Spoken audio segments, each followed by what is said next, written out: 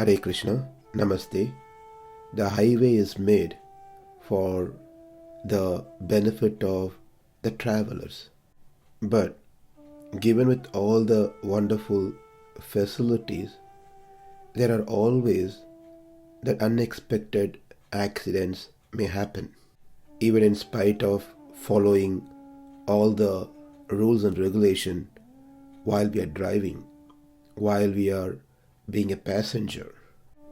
We have been talking about marriage, which is an auspicious event in one's life, but there are unexpected things which may happen. And one should not be surprised about that because that is the way material world works. Everything here has an end. The ending could be smooth or an ending could be rough and tough. So we've been talking about the good path so far within the marriage. What about the marriage annulation, that is being voided, cancelled? Shastras pretty much covers all aspects of life. So let's see on what basis the marriage contract can be cancelled. Please understand, the purpose of sharing these things is to help and educate people, especially those who are in family life, not to take these things as a loophole and avoid the responsibility or blame the other family member. As per the Vedic system, separation, cancellation, divorce, these terms are very remote, at least in those days. Now it's become very common. Therefore, common doesn't mean everyone must adapt it. Rather, everyone must try to maximum protect their relationship unless things goes out of control. Now let's see about the annulation part. On what basis the marriage contract can be cancelled? The first reason for the marriage agreement can be annulled is under false pretenses. A man may have accepted a girl in marriage, but he has the right to abandon her if she is being found to be blemished, diseased, or deflowered, meaning she has lost her chastity, purity before marriage, and she was given in hand with fraud. If anybody was given a maiden possessing some false meaning those are serious matters, and that's been not declared to the man before the marriage, then the bridegroom may cancel that contract with that evil-minded giver. These things are mentioned in Manudharma. The another reason why one can cancel on false pretenses is when a faultless maiden has been married to a man who has blemish unknown before the marriage and does not take to another man after discovering it, but can be advised by her family members, by her relatives, to cancel that relationship. If she has no relation living so far with that man, she may choose to get married to another man if she wishes to, of her own choice. So those are the three reasons which falls under false pretenses, that is being falsely given in marriage without disclosing the bad things about that person or being identified after marriage. Then those marriage can be cancelled. The second main reason is if after the marriage either party, the husband or wife, is found to be blemished, then that marriage can also be cancelled. both the parties, if of fault, based on some chronic disease, deformity, madness, or inability to have a sexual relationship, that is, both of them are incapable, then that marriage can be cancelled. In case of a girl, if she had lost her virginity that was not previously declared, then that marriage can be cancelled. In case of a man committing of a crime for which he loses his identity in his caste as his penalty, that is, he is no more considered as a Brahmana, no more considered as a Kshatriya, or so forth, for whatever the crime he did. On that basis, that marriage can be cancelled. Or a bridegroom, who has forsaken his family, is given up his family. In that case also, a girl can cancel the marriage. Third reason for cancellation of marriage is when disappearance or a prolonged absence of husband can be justification for cancellation and for remarriage. If the husband went abroad for some sacred duty, the wife should wait for him, it is said, at least for 8 years. If he went to acquire some learnings or to attain some fame, wife can wait for 6 years. If he went to get some wealth or for a pleasure trip, then she can wait for 3 years. And if he doesn't return back after that, then the wife can decide to remarry and she will not get any sin. The fourth reason is inability to dwell harmoniously is another justification for cancellation and remarriage. For 1 year, a husband bear with a wife who hates him, but after that, the marriage can be cancelled, but he must try to make some arrangement for her clothing and food. This is also mentioned in Manudharma. The fifth reason is alcoholism. In either party can be a ground for divorce. She who drinks liquor is of bad conduct. She who is rebellious, she who is diseased seriously with things like leprosy, she who is violent, she who wastes the hard-earned money may at any time be superseded by another wife. And the sixth reason is inability to have sexual relations is another ground for separation, divorce. If a man is unable to have such relationship with his wife, then she may divorce him and take another husband. One thing to be noted very clearly is none of these things are an encouragement to do so, but we must know there are options given in our Sanatana Dharma so that one doesn't need to suffer on those bases. But one must not artificially or find reasons to simply break that relationship. That is sinful. As much as possible, divorce must be avoided. One must go beyond the bodily understanding. We are all Jivatma. But when it comes to a breaking point that both parties cannot live together, then obviously we need to know what to do about it. Should we simply say it's my karma and suffer, or should we take some action? And that is why the scriptures gives us you can take an action on these bases. But when one becomes Sthita Prajna, as Krishna says in Bhagavad Gita, one can not be disturbed with most of these things. But not everyone is Sthita Prajna.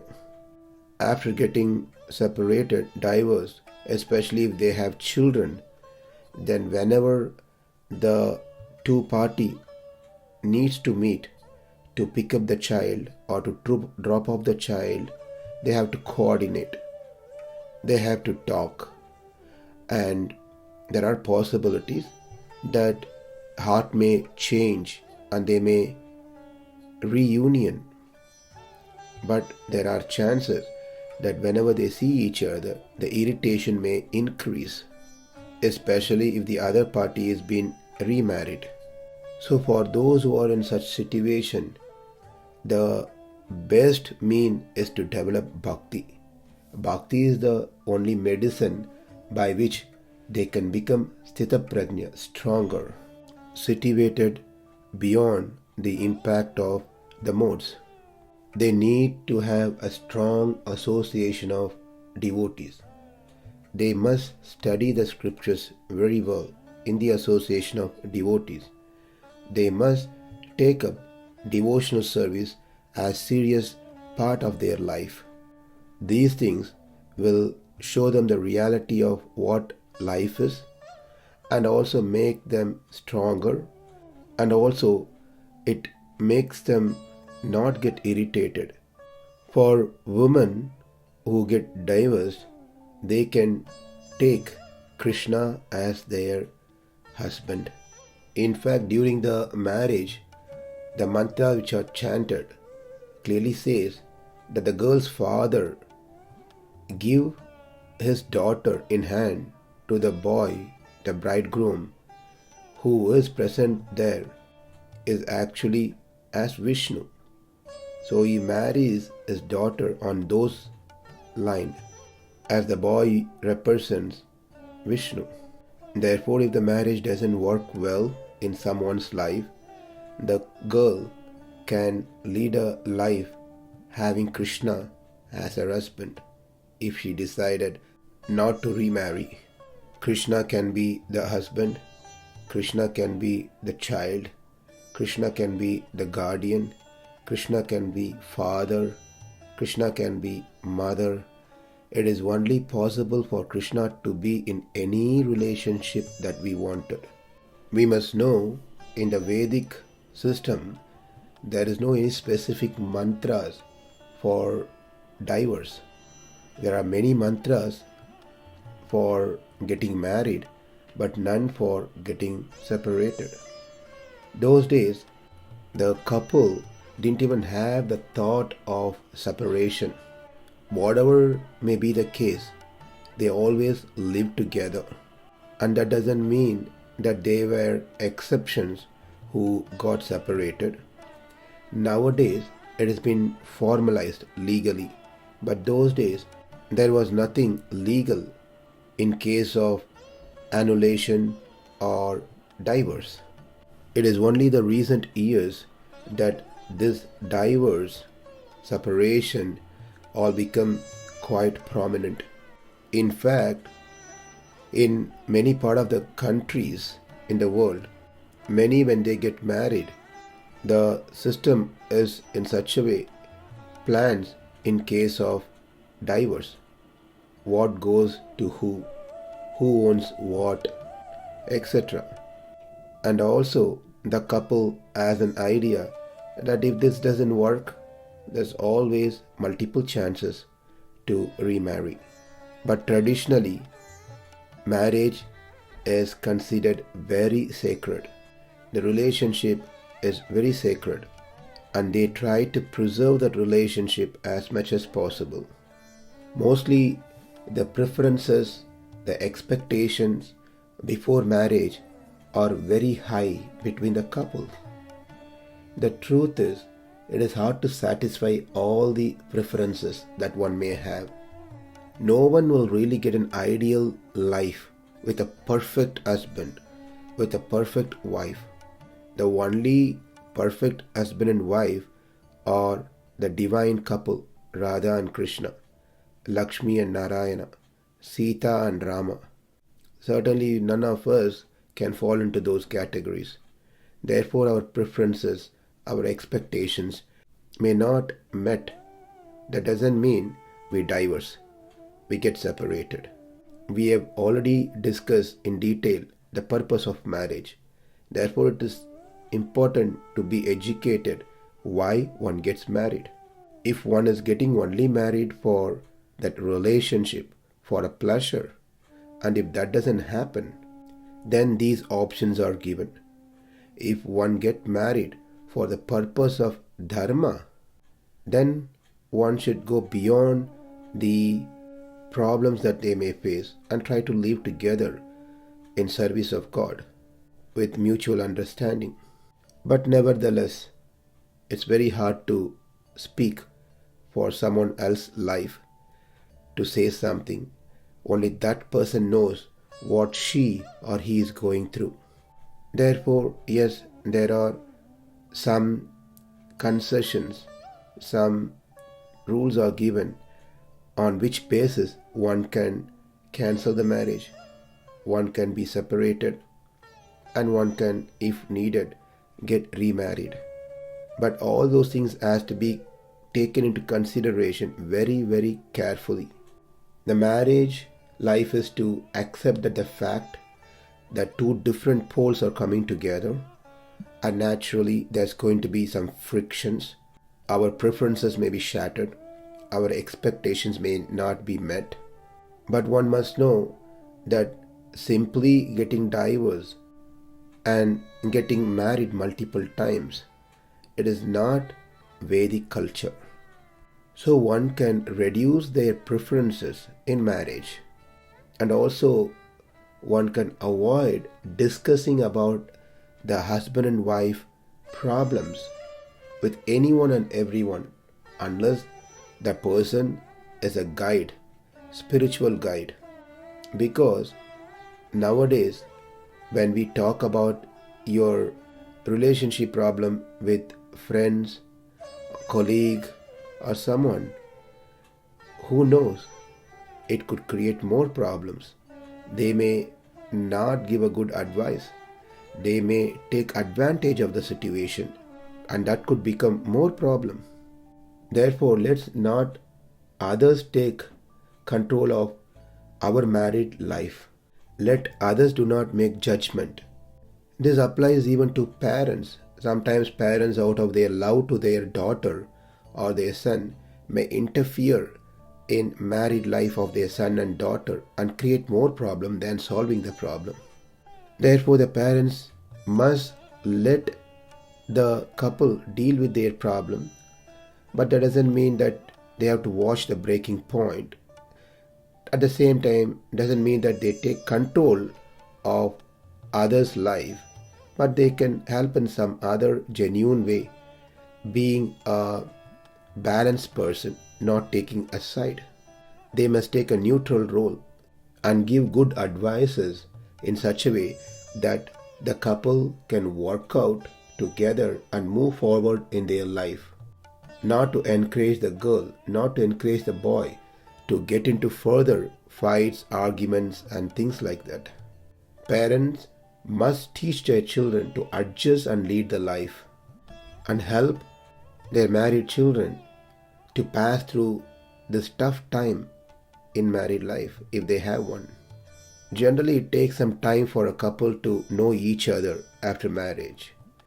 Therefore, it is good to be aware of that and patiently know each other, and then adjust and accept certain things and live happily with what one have in their married life.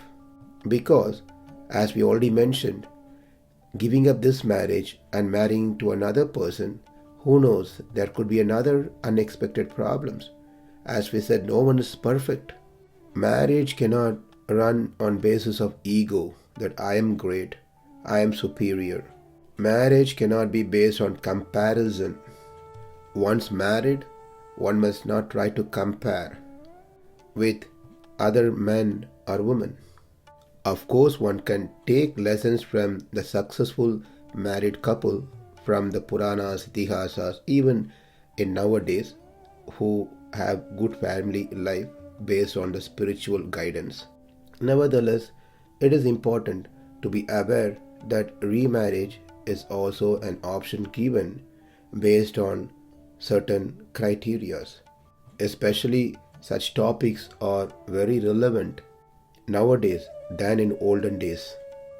But one who has already seen, tasted bitterness in family life and got divorced will be wise not to get into such problems again with another person, as problems will be there wherever we go. May decide to be by themselves, and those who decided to not get remarried can dedicate their life in service of society, in service of God, and make this life as a successful one. And if such person is still working in the corporate world, in this world, then they can utilize their wealth for good causes. Also, their friends and relatives must be with a broad mind to not trouble such person who made a decision to not get remarried but to live by themselves. Rather much support as much as possible, not to bring any ill name to such person.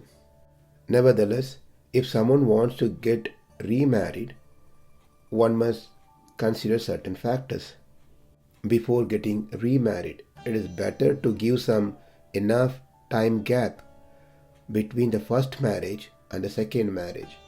Rushing through the second marriage right after the break of first marriage is quite risky. During the gap between the first marriage and the second marriage, one must contemplate what has happened in the life, the lessons that's been learnt in the first marriage. So one can be careful and be prepared not to commit such mistakes in the second marriage, or know how to deal when similar things happen in the second marriage. If one does not learn lesson and correct it and deal situation, then the marriage becomes like eating dinner, eating food on a daily basis. It becomes a regular activity to divorce and remarry, divorce and remarry. Now let's see the reasons for one may want to get remarried as per the Shastra. Number 1, when the husband is dead, death of husband, while the wife is still young with very small children. Second reason is the husband disappears, never comes back. We don't know where he is, what he is doing, he is alive or he is dead. Number 3, husband becomes a monk.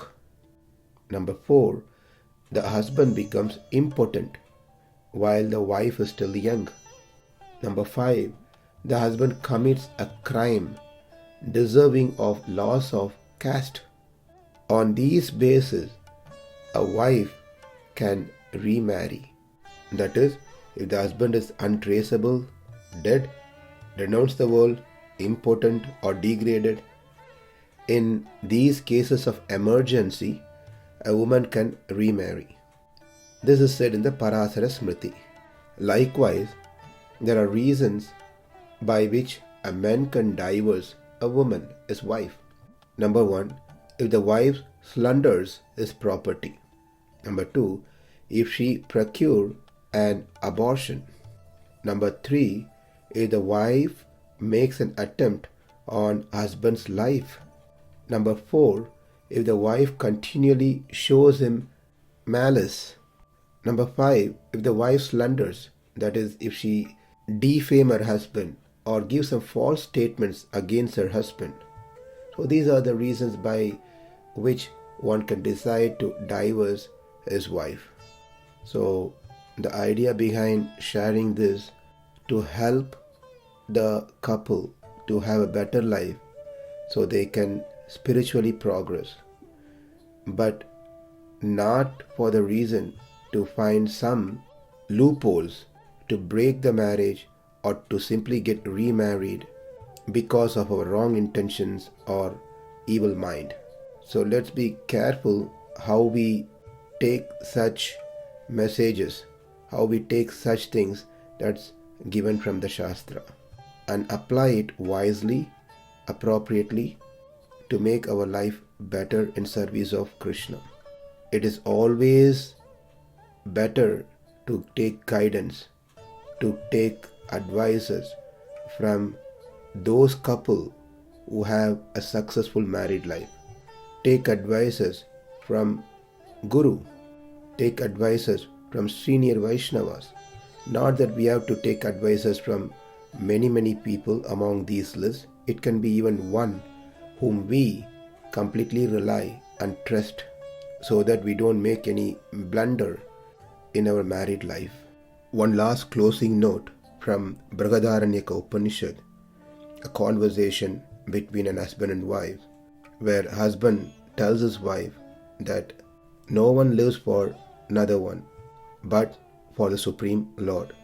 Nava are patyuk kamaya patipriyo bhavati, atmanastu kamaya patipriyo bhavati.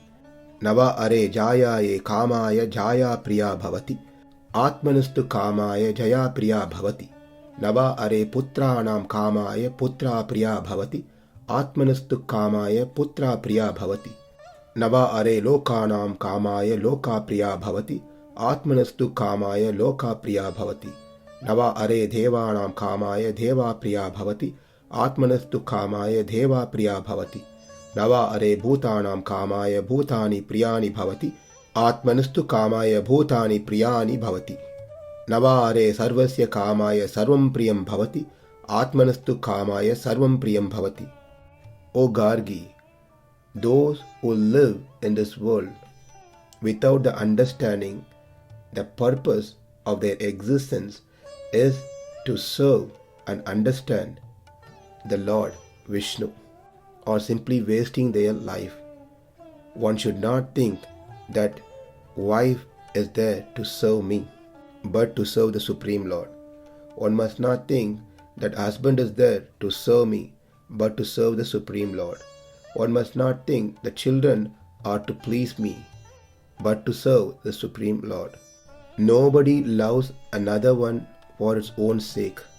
We love people, we love wealth, we love land, we love children, we love property.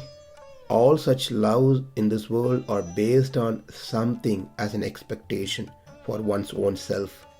So Yajnavalkya, the great Rishi, tells his wife, the purpose of all of us having this relationship is simply for the sake of the Supreme Lord.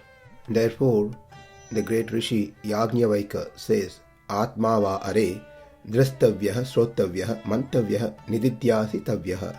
That is, one must constantly hear the glories, the pastimes, the qualities of the Supreme Lord. One must contemplate what they heard, and one must try to meditate continuously without an interruptions on what they contemplated. In that way, one will be able to see the Supreme Lord, and at that time, all the confusions in our heart will be removed. All the attachments will be unknotted. One becomes completely purified, free of all the sins, and be able to attain the Supreme Lord. This should be the goal in any ashrama that one falls into, whether brahmachari, grahastha, vanaprastha or sannyasa. And especially in grahastha ashram, one must have this as their goal, as couple together. When this is set as a goal, then any misunderstandings that comes within the family can be resolved by working together, if needed, with the help of spiritual guidance. Thank you. Hare Krishna.